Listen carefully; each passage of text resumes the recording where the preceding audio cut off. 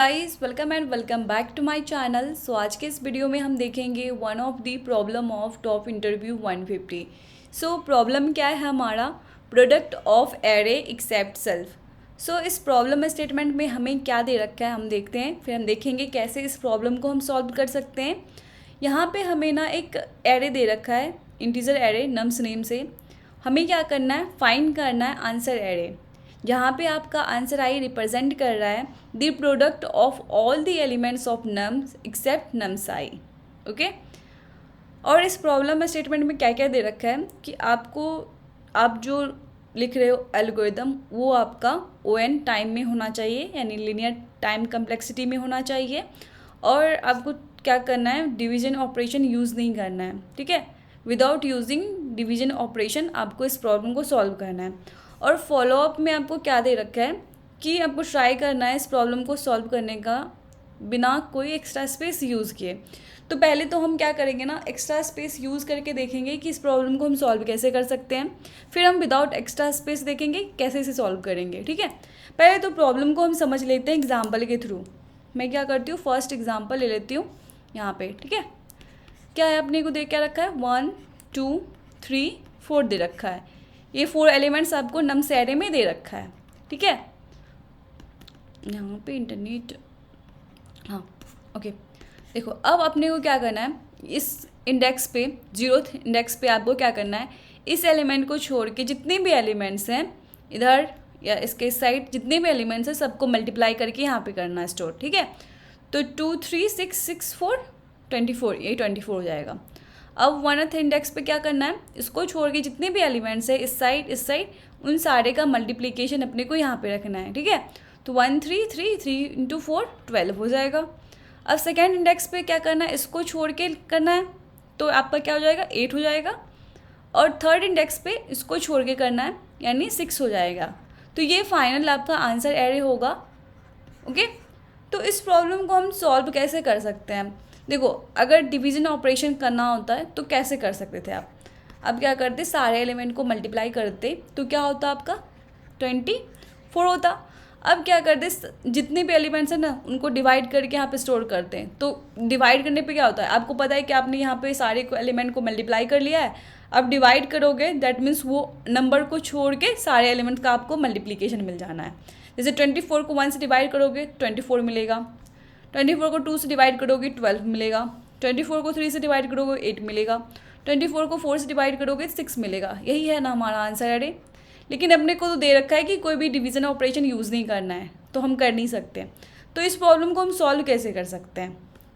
तो यहाँ पे देखो, आपके प्रॉब्लम स्टेटमेंट में क्या दे रखा है कि आपका जो मल्टीप्लिकेशन होगा ना, सफिक्स क्या दे रखा है, देख मैं वो भी दिखा देती हूँ। वो लाइन, ये लाइन आपके लिए कहीं ना कहीं हिंट की तरह है। The product of any prefix और suffix of nums is granted to be fit in 32 bit integer. ये ग्रांटेड है कि आपका ये 32 बिट इंटीजर में होगा। तो प्रीफिक्स सफिक्स ये टर्म यूज़ क्यों किया है, काइंड ऑफ बोल सकते हो कि हिंट की तरह है आपका। तो ये कैसे हिंट की तरह है, फिर भी हम इस प्रॉब्लम को सोचते। देखो यहाँ पे क्या है, 1 2 3 4 दे रखा है। अगर यहाँ पे इसका मल्टीप्लिकेशन, हमें इसको छोड़ के सारे एलिमेंट का मल्टीप्लिकेशन हमें फाइंड करना होता, तो हम देखते कि एलिमेंट्स है क्या क्या, इस साइड होता या तो इस साइड होता। कोई भी एलिमेंट क्या होता है, इसके इस साइड होता है या तो इसके साइड होगा। उन सारे एलिमेंट्स का हमें मल्टीप्लिकेशन चाहिए। इसके साइड तो है नहीं, तो इधर ही होगा, इसके राइट साइड में है। तो इन सारे का मल्टीप्लिकेशन यहाँ पे आप करोगे, राइट, 24। अब इस केस में क्या है कि इसको छोड़ के इसके लेफ्ट साइड का जितना एलिमेंट्स है और राइट साइड का जितना एलिमेंट है उनका मल्टीप्लिकेशन अपने को यहाँ लिखना है 12। इस केस में भी यही है कि इसके राइट में और लेफ्ट में जितने भी एलिमेंट्स हैं इसको छोड़ के उन सारे का मल्टीप्लिकेशन अपने को यहाँ लिखना है, तो 8 होगा। फिर यहाँ पे भी है कि इसके लेफ्ट राइट में तो है नहीं, लेफ्ट में है, तो इन सारे का मल्टीप्लिकेशन यहाँ पे हम लिख रहे हैं, है ना।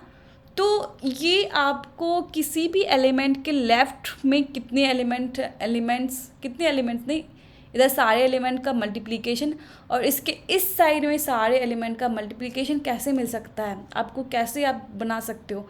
तो आप अगर कोई एरे क्रिएट कर लो सफिक्स मल्टीप्लिकेशन और प्रीफिक्स मल्टीप्लिकेशन का, तो आपको मिल सकता है क्या, बिल्कुल मिल सकता है। तो हम यहाँ पे क्या करेंगे, एक V1 V2 बनाएंगे एरे।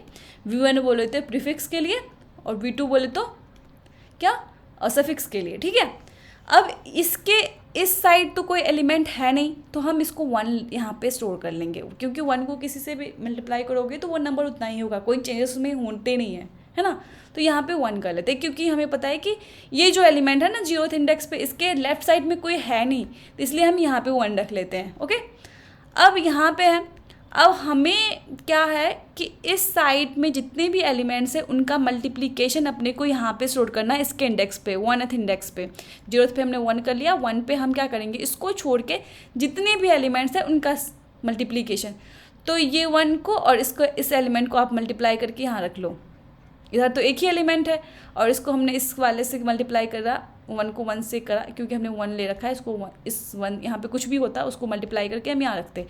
तो क्या मिल जाता, इसके लेफ्ट साइड में जितने भी एलिमेंट्स हैं उनका मल्टीप्लिकेशन, ठीक है।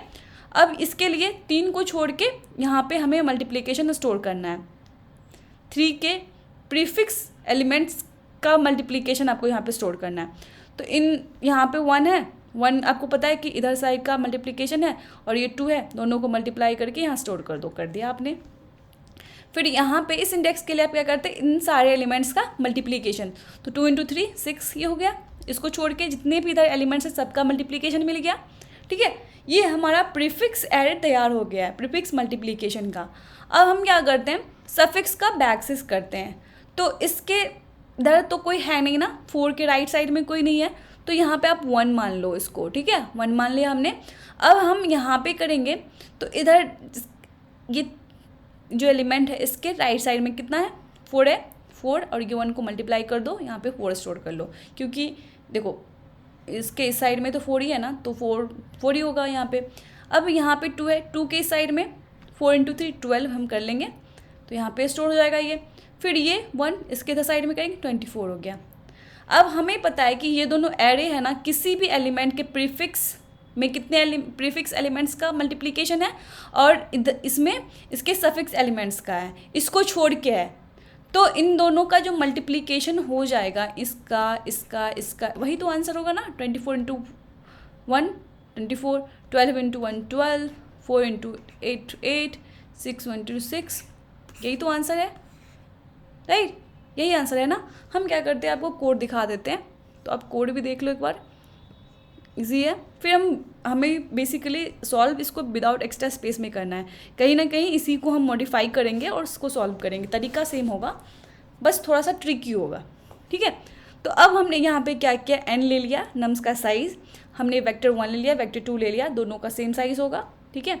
अब V1 पे हमने 1 असाइन कर दिया, V2 पे हमने n-1 असाइन कर दिया, मतलब V2 n-1th इंडेक्स पे हमने 1 दे दिया है, जो हमने आपको यहाँ पे बताया था, यहाँ पे 1 यहाँ पे 1, ठीक है, ये कहा हमने। उसके बाद हमने क्या किया, V1 तैयार कर लिया, V2 तैयार कर लिया। V1 बोले तो प्रीफिक्स एलिमेंट का मल्टीप्लिकेशन और ये सफिक्स एलिमेंट का मल्टीप्लिकेशन। तो ये कैसे किया हमने, nums i -1 into V1 i-1, ठीक है।